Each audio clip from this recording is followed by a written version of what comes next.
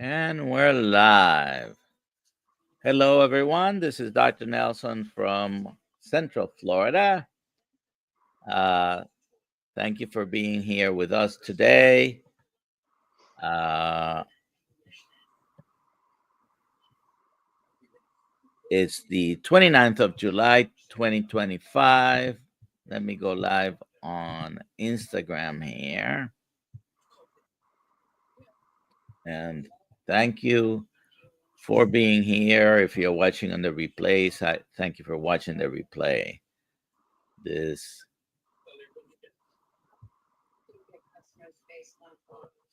is Tuesday, the 29th of July, like I said. And I see that people are coming here. We had some technical difficulties, and this is why this had not been on the queue of Dr. Kiltz or my channels. But again, thank you. We have today a special guest, Valerie Smith. We're going to be talking about a few things. We're going to hear her story of healing, and we're going to talk about a few of those topics. I'm going to start with reading a list of ailments in general that she has improved or reversed or cured with a keto carnivore metabolic nutritional therapy. And that includes schizophrenia, severe anorexia, OCD, anxiety, panic attacks, clinical depression,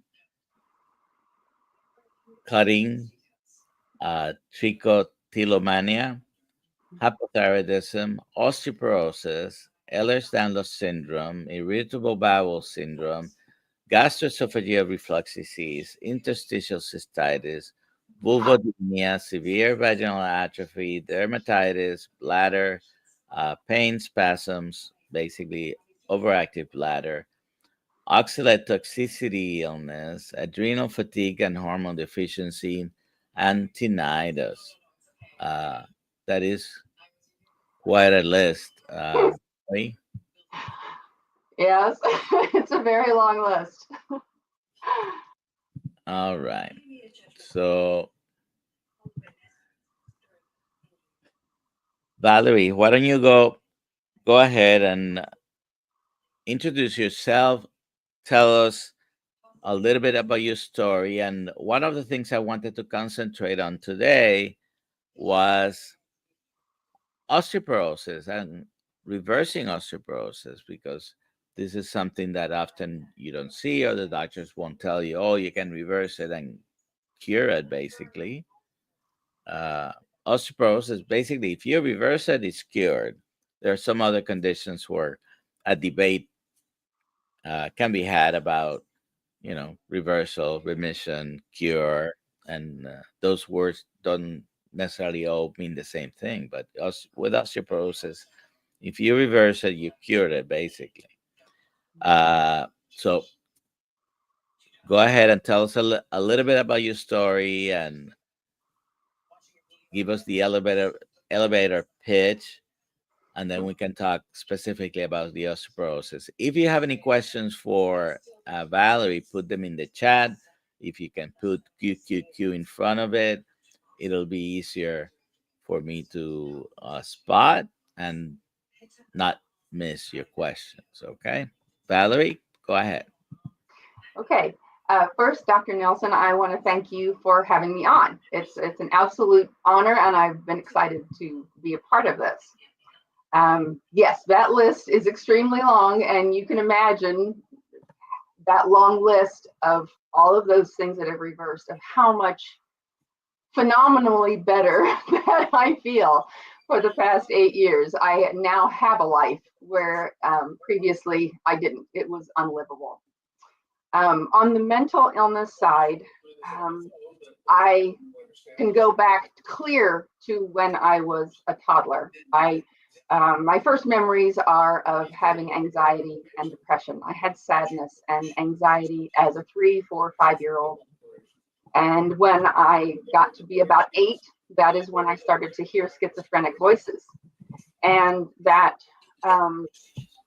was very confusing as a young child, not understanding what was happening to me, these dark voices that were screaming at me 24 hours a day to harm others and to harm myself. And by the time that I was 12, I had turned that harm internally onto myself as a way of mitigating the violence that these voices screamed at me. And that is where the extreme anorexia came into play. I then lived a life of self-punishment, trying to deal with schizophrenic voices. So I was officially diagnosed between the ages of 12 and 14 with schizophrenia, anorexia, OCD, anxiety, and depression, and began my 40 years of being medicalized, being under traditional treatment that failed me terribly. I was in and out of treatment centers. I had over a dozen psychiatrists. I had care teams. I had doctors, primary care physicians, occupational therapists, group therapy, inpatient, tube feeding, where I was fed tube fed, and those top 3 ingredients are canola oil, high fructose corn syrup, and soy, which is very highly inflammatory and not nutritious at all. Those inpatient experiences were traumatic. I had over a dozen psychiatric medications, a cocktail of 3 or 4 at the same time, and then they would increase the dose and take one away and add another one. It was just a very tortured existence. And each decade of trying to find something that would help me, trying to find someone that could help me, was fruitless. During that time, I got sucked into the anorexia so severely that the first things that I took out of my diet as a 14-year-old for the next 30 years was animal sourced food. I lived for decades on vegetables only, sometimes a little bit of fruit, sometimes a bite of a potato. When I was in the hospital, those protocols that the hospital operated under, all of the ones I was in, were plant-based. And they backed up my delusion that I could somehow be healthy on only plants, and that somehow nothing that I was eating was affecting my mental health, which is what I was told for decades. Nothing that I ate was going to help or hinder what was going on. This was a chemical imbalance. We need to treat it with medications, and this is what's going to help. And I would start out with a new psychiatrist, a new care team, telling me that we can make you better, that we can mitigate these symptoms, and you can live a life. And by the end of 6 to 8 or 9 months, their messages would change. Their messages would be, you have intractable mental illness. There is nothing that we can do, and you have to accept this, that there's nothing that we can do for you. So decade after decade, I just continued to live on the brink. I lost touch with reality. I would spiral into days of paranoid delusions with the schizophrenia, spending days not eating at all. And as I descended further and further into madness, my physical being started to deteriorate terribly. By the time I made it into my 30s and 40s, I had osteoporosis so severe that I had chronic bone pain every day. I was in pain no matter where I sat, no matter where I walked. And I had 5 fractures within 5 years. And those fractures were very debilitating. I did not heal the way that the doctors said, oh, in 4 to 6 weeks, you'll be up and around and this won't happen again. Well, my bones were so severely malnourished that it just kept happening over and over and over again. And it was like that with my other physical ailments also. I was so sarcopenic and without muscle externally and also internally that I had several surgeries that were completely addressing the fact that I could not hold organs in place any longer. I had to have organ removal and reconstruction surgery. I had multiple organ prolapses that were threatening to take my life. And at that point, I didn't really care whether I lived or died. I wanted to go to sleep and not wake up anymore. I had lost all hope. And by the time I was 47, which would have been 2017,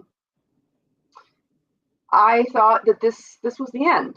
I'm 5'9", and I had teetered around 70 pounds for decades. I should not be alive. So thankful that I am. God kept me alive until he could lead me to the answer, lead me to what would ultimately completely 100% heal me and give me a life that I never knew was possible. And that was within ketogenic metabolic nutrition, and specifically the carnivore diet, and for the first year, the lion diet. So in 2017, I was searching. I knew there was something wrong in my brain. I knew there was something broken. And even though I knew that I needed to gain weight, the mental illness of the anorexia, of course, was preventing me from doing that. And when I did gain weight on plant-based, on fruits or vegetables or potatoes, there was no reduction in any of my symptoms. So I knew that even ultimately to live a life, I was going to need to gain weight, but that's not where the brokenness came from. The brokenness was in the mitochondria of my brain. And so I began to search, and I found Dr. Chris Palmer and Dr. Georgia Ede online, and their early writings that are now in their new books that have come out in the last couple of years. Dr. Chris Palmer's book, Brain Energy, and Dr. Georgia Ede's book, Change Your Diet, Change Your Mind. What in those books are what I found so many years ago that led me down a path to truly understand that the building blocks in our brain are the neurotransmitters.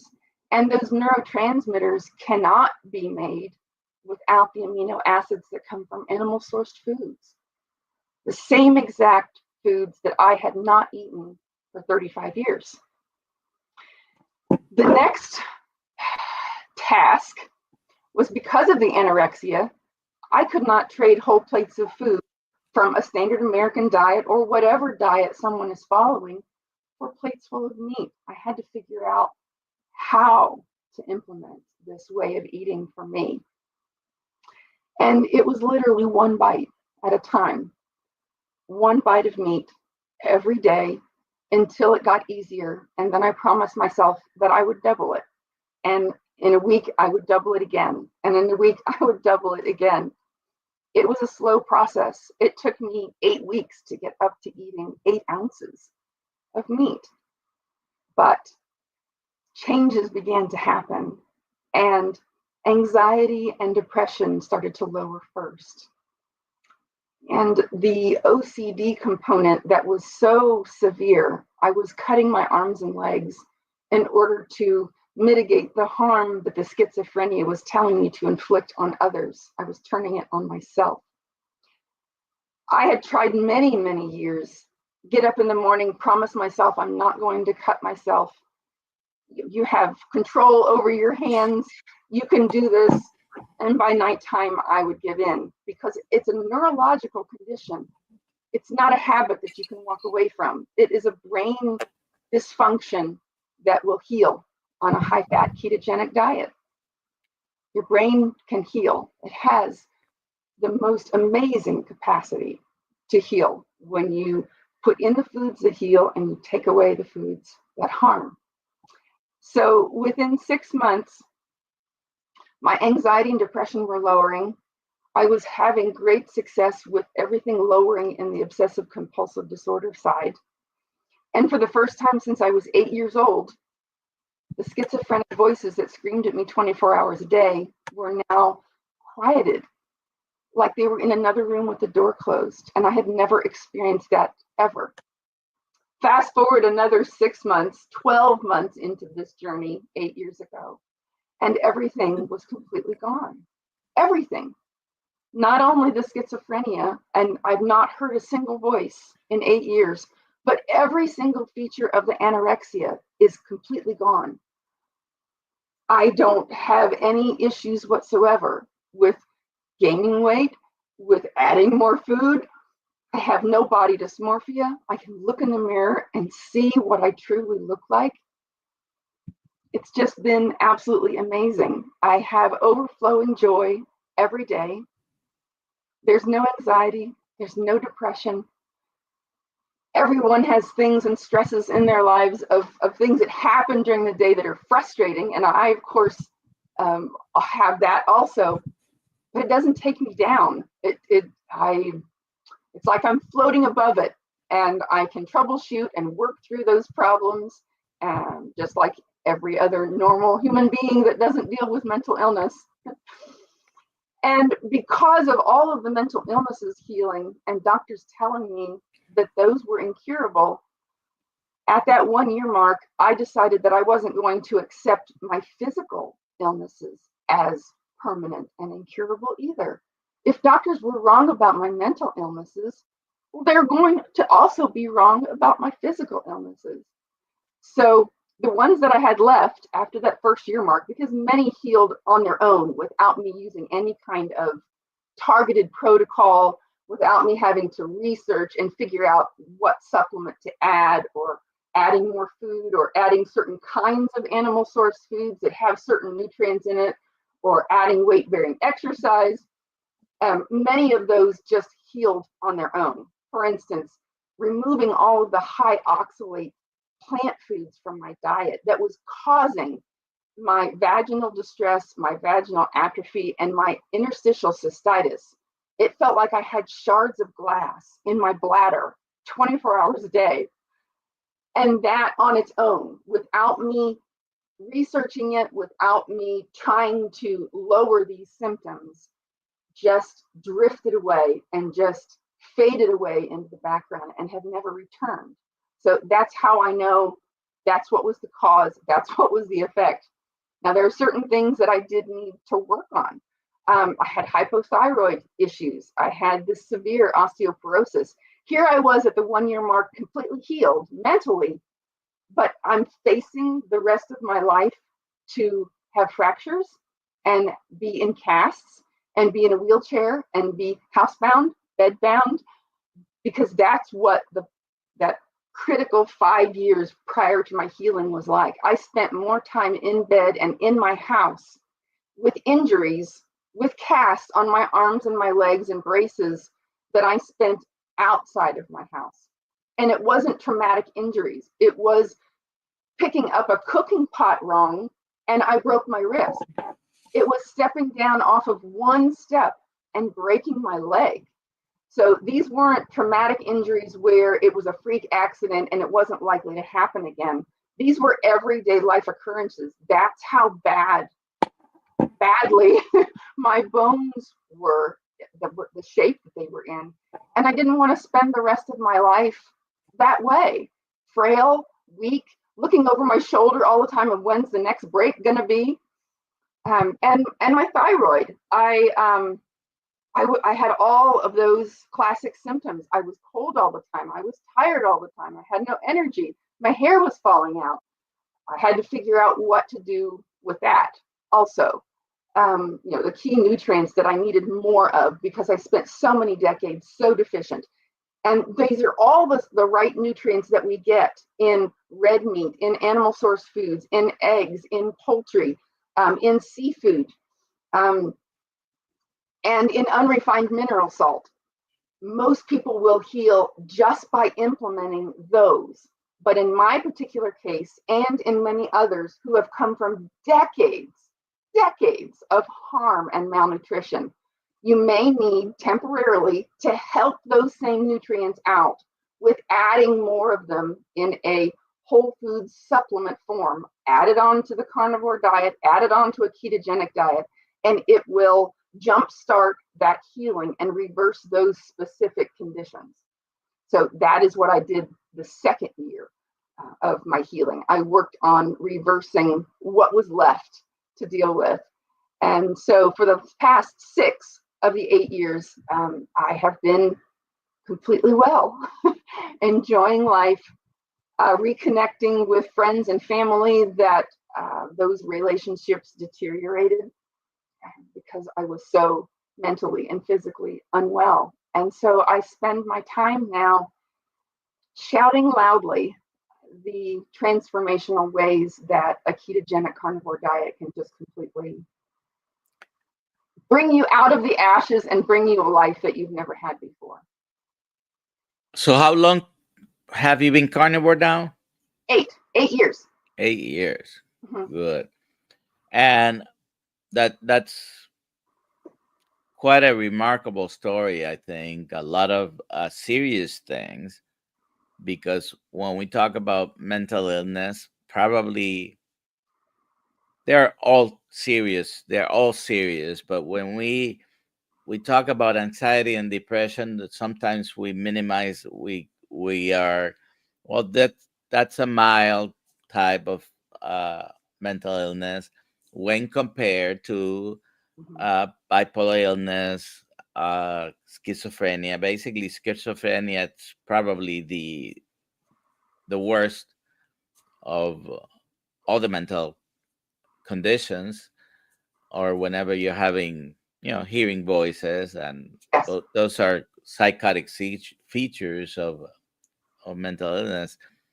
But you had a bunch of other physical things that you've mentioned, and uh, you mentioned Dr. Christopher Palmer, Dr. Georgia Eads. Their books, they're wonderful, both of them. I recommend them all. Whenever someone talks about any type of psychiatric illness, I always tell them to read those books. And I remember being on a Facebook group as a moderator, and I don't remember how I think one of the members had found out that I was a physician. It was my personal account in Facebook, but they knew I was a physician, so they put me as one of the moderators. Happens to have been a anxiety, depression, and bipolar illness group. So I started promoting whenever I had the chance, the books, both of Mhm. them, and also a low carb, high fat, ketogenic diet to people who were dealing with mental illnesses. Well, they kicked me out of the room. They banned me from the from the group. I could never go back and find out anymore. Oh my goodness. Why? Because I was telling people to, among other things, go low carb, Yeah. go carnivore, and they kick me out. So sometimes people don't want to listen, uh, but that's good. I wanted to go ahead and show. Uh, can you see that? Can you see Yes. the picture? Okay. So of course this is you now, Mhm. uh, and Mm. Yes. that's you before, Yes. and you can The, see. the picture on top is 2017. That Yes. was the day I started this way of eating. That's how bad I was. That's, yeah, So yeah. very, very good changes there. Uh, Mhm. all right. So if you have any questions, please put them in the chat. Precede them with QQQ. And let's talk a little bit more about the osteoporosis, because Okay. osteoporosis, uh, you have a very high likelihood of having fractures. So some of these fractures become fatal, not because at the moment that you have the fracture you die, but statistics are not very good when you have a hip fracture and you're over a certain age. Mhm. The mortality rate from anything related is extremely high. Yeah, it is. More than when you, if you're more than 65 and you're not that age, but if you're more than 65, I think is the statistic, you break a hip, more than half will die Mhm. of any other cause within the next 6 months, and that's a very high mortality rate. It is. Uh, It is. I mean, there's over 2 million fractures that happen every year. And of those that survive, like you said, more than half of them don't survive. They die. But of those that survive, 6 out of 10 never regain their previous state of health. They are left with debilitating either pain or loss of function from the surgery, from the hip replacement, from the hip fracture itself. They don't have the functioning that they even did prior, even if they survived that fracture. so, what did you do specifically once they told you had osteoporosis? You were carnivore. What specific strategies you added to your diet? Okay. I suffered from osteoporosis for many, many years. I was actually diagnosed when I was 16. I had the bones of a 70-year-old at 16 years old. But of course, at that point, I didn't care. I was on a self-destruction course, trapped in these mental illnesses, and I didn't care what happened to me. I had a heart murmur. My heart had shrunk half its size. it, None of those things were my rock bottom. When you have mental illness, there isn't any point where you say, okay, I need to fix this. I need to do something about this, because the the mental illness keeps you from doing that. So I had decades. I wasn't recently diagnosed, in my 40s. I knew from the age of 16, and then subsequent DEXA scans in my 30s and 40s continued to show worsening of my conditions. So, what needs to happen? Many people do not know that our bones are 50% protein. Many people do not know the minerals that make up our bones. The minerals that are needed are just unbelievable. For example, one of the things that we need for bones to rebuild is boron. And boron, the unique thing about it is if we don't have enough, laying down new bone relies on testosterone, relies on our hormones. Females as well as males need testosterone in order to rebuild and put on bone mass. Boron increases testosterone, which is why it is one of those crucial minerals that we need and that we get in unrefined mineral salt like Redmond's, like Baja Gold. We need those trace minerals that actually make up the matrix of our bone. The marketing techniques out there right now are pushing calcium supplementation. Take thousands of milligrams of calcium supplements every day for strong bones. That is a complete myth and a complete lie. If you're taking excess calcium in the form of supplements, not from whole foods, those are safe. But if you're taking calcium supplementation, that causes calcification of your arteries. That causes blood clotting and all kinds of heart issues because that calcium circulating through your bloodstream does not know where to go. It does not know to go into your bones. And all of these minerals that make up our bone matrix have to be in balance. If you're taking thousands of milligrams of calcium and you have no source in your diet for magnesium, phosphorus, boron, silica, all of these micro trace minerals that are needed just as much as calcium, it all gets put off balance and your bones continue to weaken and weaken and weaken.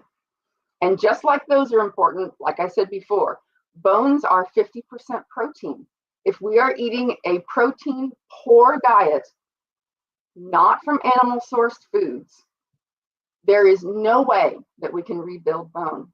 That is a crucial component, part of the protocol that I used to rebuild bone. You need at least 1 gram of protein per 1 pound of desired body weight, desired lean body mass every day. So, for example, if you're 150 pounds, your target for that day is going to be at least 150 grams of protein every day. And you can go on up from there. I did 1.5. I was so skeletal. I did 1.5 grams of protein. I consumed 180 to 200 grams of protein every day in order for there to be an abundance of nutrients to start rebuilding bone mass. Another thing that's equally important is sun exposure.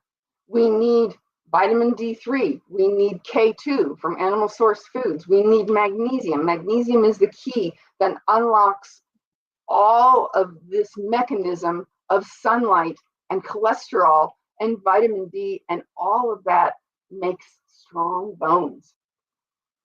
The third component, besides supplements, food, sun exposure, along with supplements, is weight-bearing exercise.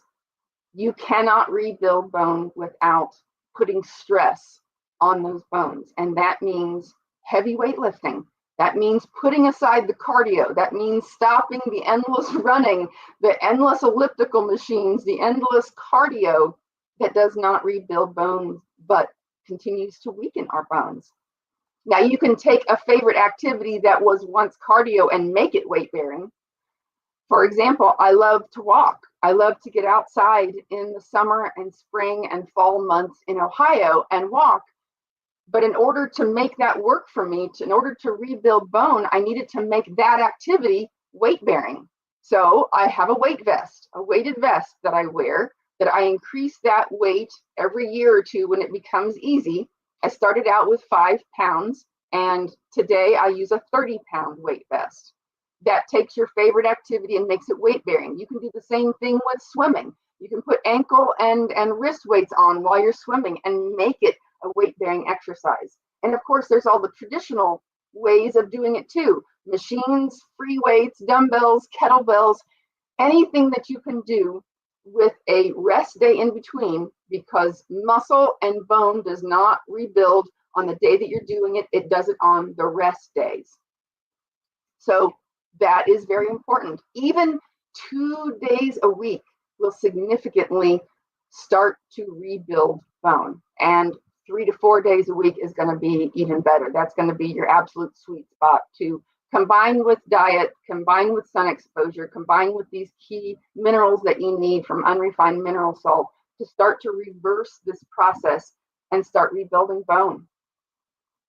It can be done. It does not need pharmaceuticals that will, Fosamax and all of these pharmaceuticals that orthopedists want people with osteoporosis to go on. They have terrible, devastating side effects, and they do not rebuild bone. They are harmful. There have been all kinds of lawsuits about it actually deteriorating jawbone. There are thousands of women who have been harmed by these osteoporosis drugs. And for some reason, the bone that they do rebuild is faulty. It bone. is. It is not the highest quality of bone. It's not the same bone that the body would make with the proper raw materials. Right. So the treatment for osteoporosis has been very disappointing over my career. So we have to understand, you mentioned this, the basic building block of bone, which is a question I ask patients, sort of a trick question, because almost everyone tells me when I ask them, what's the most important thing for osteoporosis in the diet? And they tell me calcium. Calcium. Well, so I take that, okay, well, actually it's protein. More bone is basically mineralized protein. Right. Okay. And yes, the minerals are important. But the most important thing is protein. It's the basic building block. If you're gonna build a wall, you you need to put the building block, That's right. Hmm. and then you put it together with whatever it is that you're putting it together, a mortar or, but the most important building block is the protein. So um, then you build around it, and the exercise, particularly putting strength or stress on the muscles that pull on the bones, Hmm. is what the body says, okay, wait a second, I gotta make those bones stronger, Right. and initiates a cascade of events that lead to building up the muscle. And that's how you reverse osteoporosis. Hmm. uh, so we have a couple of questions here. Let's do this one first. uh, what do you eat in a day? Excellent question. The first year of my healing, I did a lion diet. I did beef, salt, and water in order to gain the most healing that I could, which got me to a complete remission of everything. Today, I am enjoying a carnivore diet that includes all animal source foods. So my favorites, um, let's take yesterday for example. I eat a lot, so this may shock some people, but many people, men and women, undereat. They are not eating enough to actually have the extra that they need to heal. Even on a carnivore diet, if you are only eating enough to sustain getting out of bed, doing your daily activities, and you're still suffering from mental and physical illness, you're not eating enough. You need to flood your system with lots of great, great food. So, that being said, my typical day for me is I intermittent fast most of the day. I enjoy being in ketosis and enjoying the mood lift and the joy that I feel from ketones and being in ketosis. But when the fast is broken, it is time to feast. And I eat two very large meals. The first one involves around 1.5 to 2 pounds of red meat. That could be a chuck roast that I have slow cooked in my slow cooker. It could be steaks that I have found on sale, or if I happen to be eating out and ordering a steak, it could be ground beef that I have cooked into hamburger patties or ground in a skillet and I eat with a spoon. And I also eat lots of eggs every day. I healed from egg intolerance. I was very egg intolerant. I would eat one egg and be so nauseous and have all kinds of GI distress. And so I developed a protocol to heal that also. And so now that I can enjoy eggs, I eat 4 to 6 eggs every day. They're a powerhouse of a multivitamin that comes pre-packaged from a chicken. And I have a farmer that has pastured chickens, ducks, and geese. And I'm able to buy all three of those from him and have an abundance of nutrition. Most of what I eat on a daily basis is going to be beef and eggs, but I also intermittently in there as side dishes, or if I'm out somewhere or at a family gathering, or just feel like having something different at home, I also eat low mercury fish like flounder and salmon that is wild caught and Atlantic cod. I also enjoy turkey and chicken and pork from time to time when I'm hungry for it. But the bulk of what I eat within those two meals comes out to about 3 pounds of meat and eggs every day. Um, and that is what maintains my mental illness healing and my physical illness healings, because I have the nutrition to continue with the building blocks to make me feel great every day. Do you eat any liver or any other organs, or take any liver or organ supplements? Good, excellent question that you brought that up. I'm glad you brought that up. I used to take a lot of supplements in my vegetarian vegan days, 45 supplements, synthetic supplements that never did anything for me. A year into my healing, I was still dealing with gut permeability. I needed to heal my gut, my endothelial lining, and I did that with beef bone broth, and I knew that I needed organs. I knew that I needed beef organs in order to do that through my research, but I don't enjoy the taste of them. I tried every which way. I tried cooking it, eating it raw, eating bites of it frozen, but I wasn't going to let that stop me. So yes, I take grass-fed beef organ freeze-dried supplements in capsule form every day, and that, along with the bone broth, healed my gut permeability, and I don't have any kind of GI distress now. If I choose to go off plan and eat something that is in the plant world that used to set me back and make me feel ill and have IBS symptoms again, I don't have it anymore.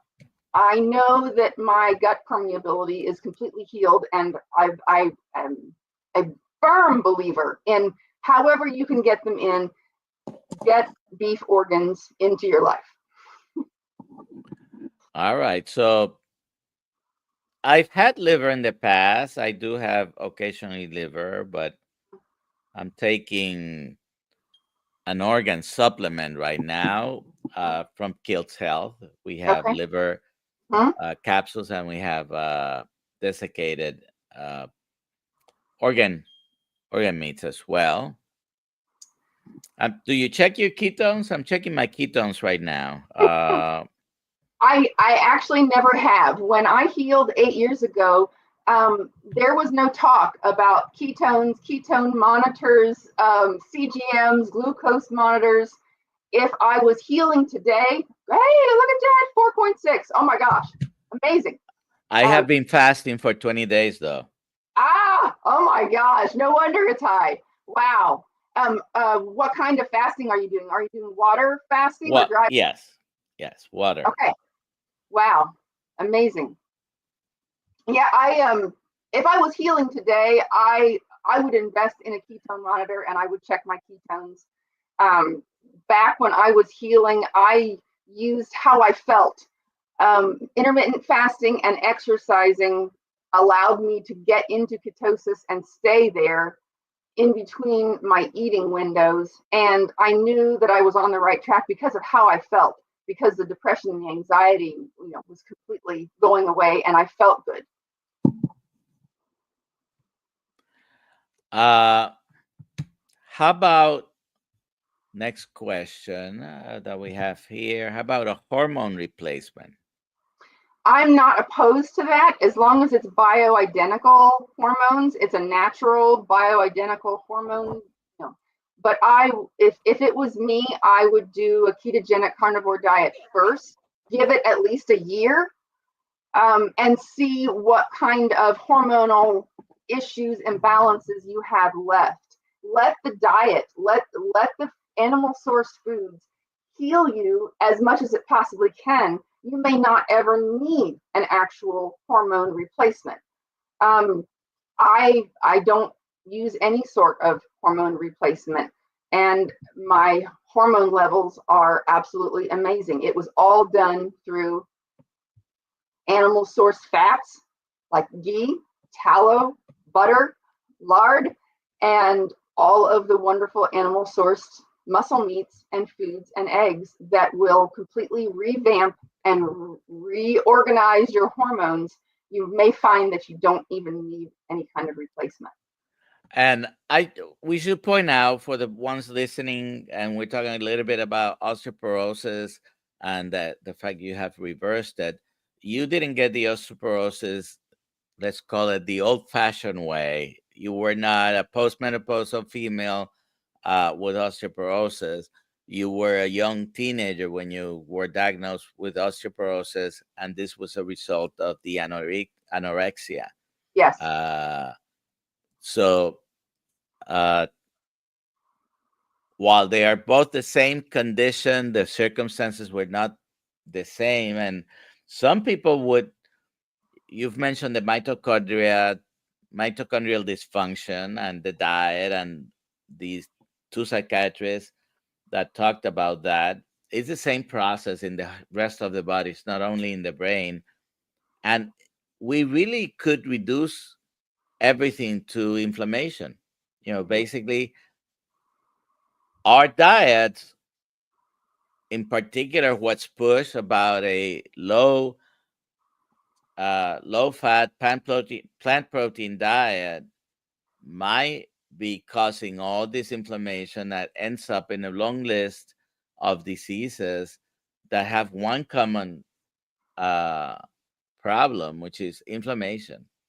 And by changing your diet, you've been able to improve or get rid of many uh, of these things. Do And you?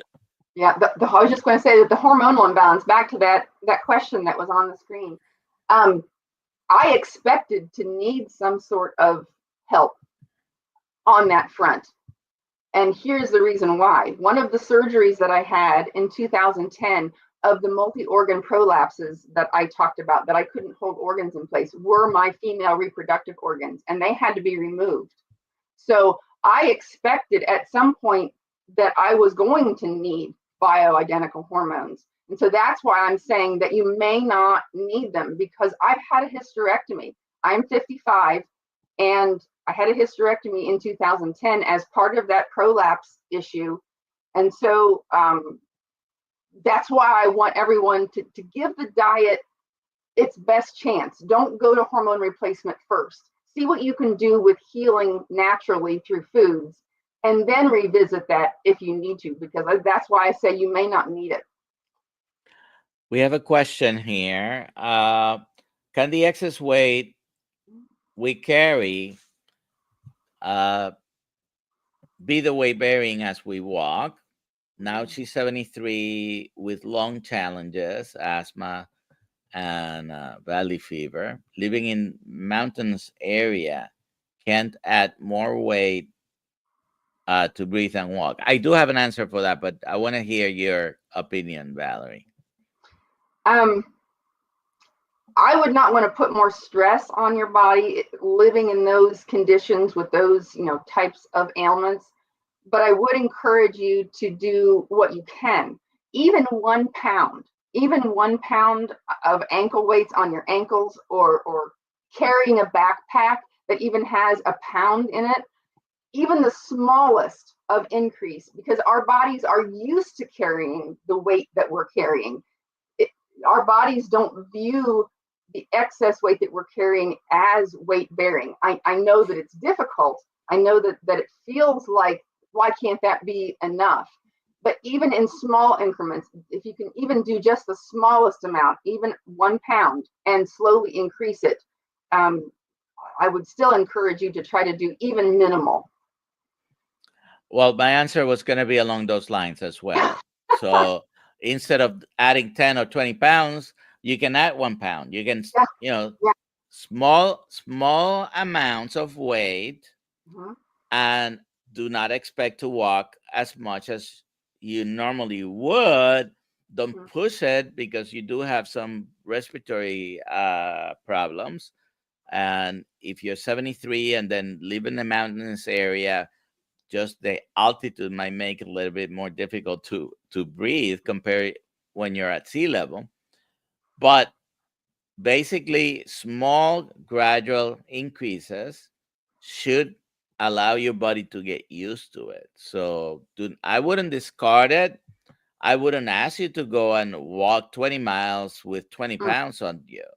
You can just start from where you are. And if you're living in those conditions where the air is thin and you are prone to asthma and you're prone to have those issues, then don't combine those in your walk. Enjoy your walk without weight bearing when you're at home in a climate controlled condition and your asthma symptoms are low. Put those ankle weights and those wrist weights on at home while you're doing your daily activities. You can make your stairs, you're doing laundry, doing dishes, walking through your house. You can make those weight-bearing exercises also, just your daily living, by adding a pound or two, just doing that within your home. And with the weighted vest, and you can put weights on your arms or ankles, like you Mhm. have mentioned.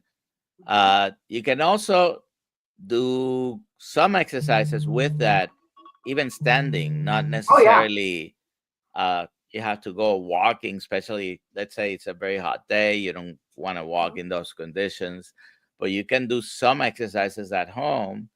Mhm. And just by adding, we're not asking you to lift 400 pounds and do extreme exercises. Basically, any exercise that you do with a little bit more weight than your arms and legs and your body's used to is additional exercise resistance. Right. So, When I started, I was 70 pounds. I had no muscle to speak of at all. I was extremely skeletal. My BMI was 11. I started with 1 pound weights I bought from Walmart and Kmart.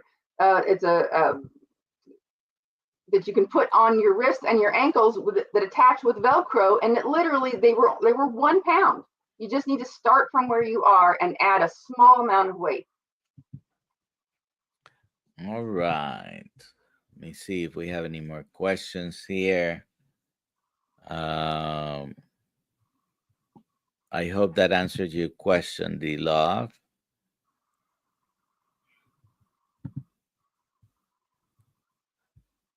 By the way, Rick, I saw your comment that you're looking forward to meeting some carnivores, but I don't know what. Uh, are you coming to a meetup? All right, here we have another question.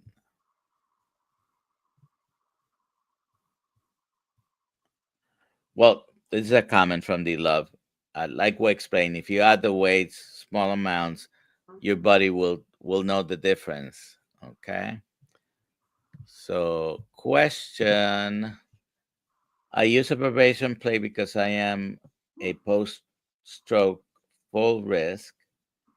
Could it possibly be helpful for my osteoporosis also? Uh, what do you think, Valerie? I think that the vibration plate can be helpful for your general health and your lymphatic system, but I don't think that it puts the stress on the muscles in order to rebuild bone. I think you need something additional to that to start to reverse osteopenia. And by the way, a vibration plate might be a risk in severe osteoporosis for Mhm. actually causing a Mhm. fracture. But I think the answer to this is the same thing we've been talking about.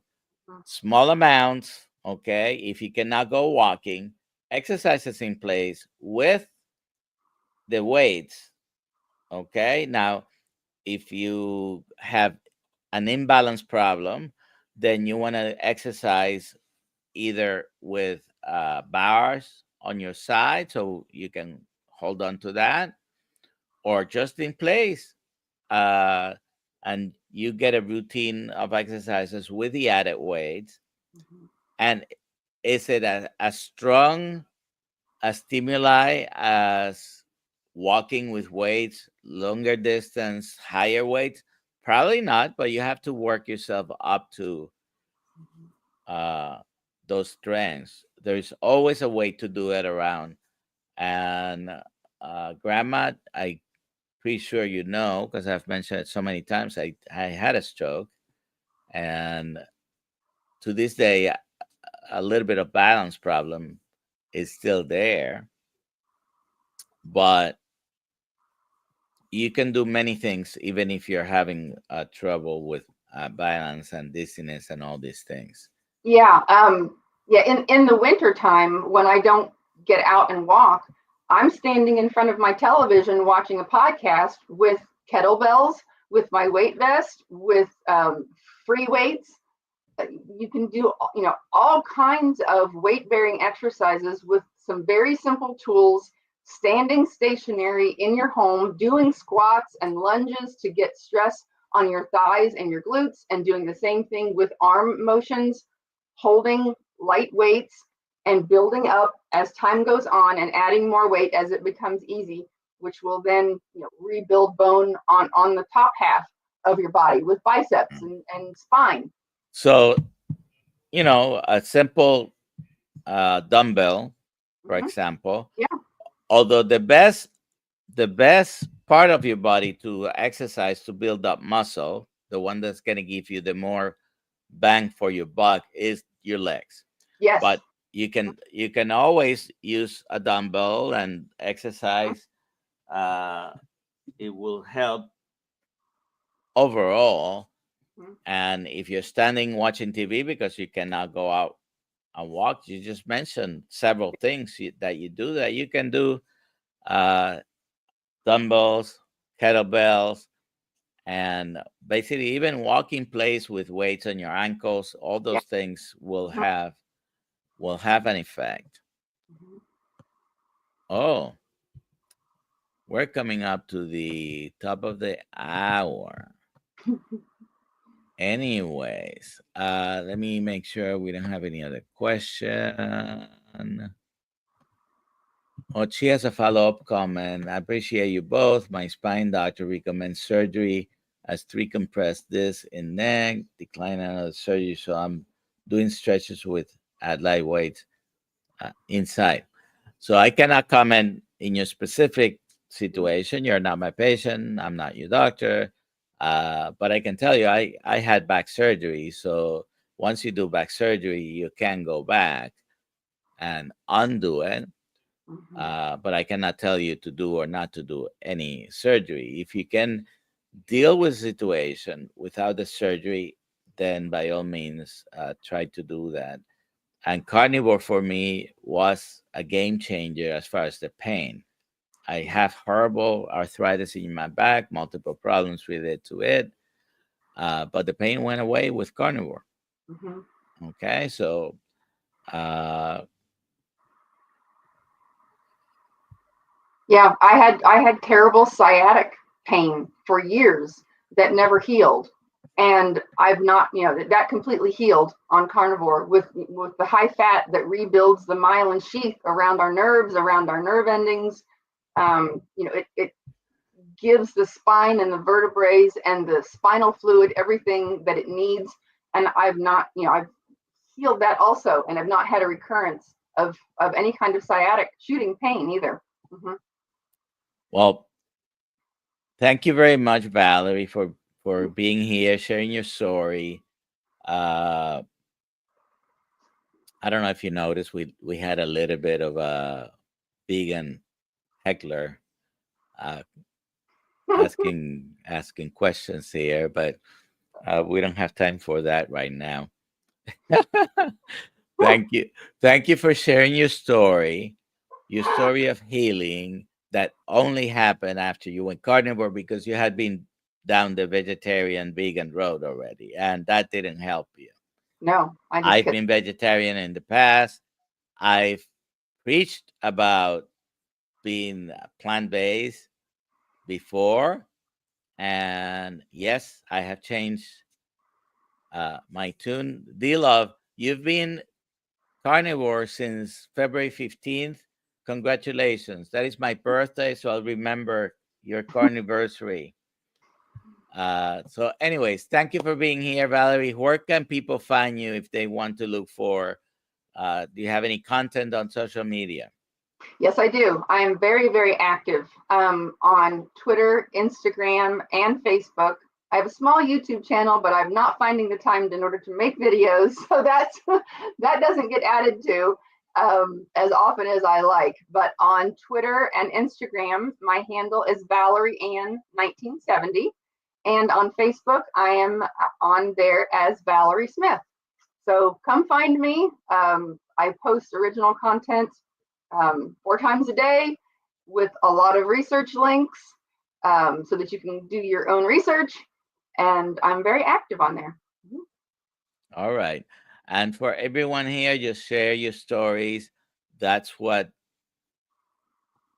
there's no research that can convince me uh, that a plant-based diet is better. If it's making you sick and then going the opposite way on a low carb, high fat, keto or carnivore diet has made you better, do you need any other research Oh, for that?